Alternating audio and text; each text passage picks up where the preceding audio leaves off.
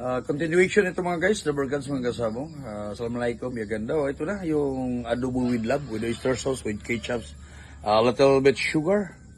And lagyan ko ito pa rin ng pineapple chunks sa taas, yung parang garnish lang. Yan, at saka spring onion. At mga guys, the burgans, this is a continuation of my recipes. My two recipes remain. Ito yung bihag guys, para maniwala kayo. So, agnisin ko pa ito, continuation to mga guys. Ito, thank you so much. Good morning, Piganda. Good morning, the Burkas, mga kasabong mga amazed. December 26 ngayon, katatapos lang ng Pasko sa pagsaulog sa ni Jesus Christ in our Lord. Thank you, Lord. He's our Lord and our Savior. Kaya karon mga guys, December 26, nagluto ako ng pata ng baboy. Ito mga guys, pata ng baboy at saka mag-adobo ako ng ribs ng baboy with oyster sauce at saka maglaga ako ng bihag kasi nanalo yung manok ng kapatid ko na si Chulo, dalawang manok niya, nanalo. Mahita ako dyan at saka wings, ilaga ako, lagyan ko ng papaya at saka gata ng niyog. So mga guys, nandoon tatlong putahe ko ngayon. Ang apat pala at saka may salad ako na talbos na kamuti mga guys, mga kasabong.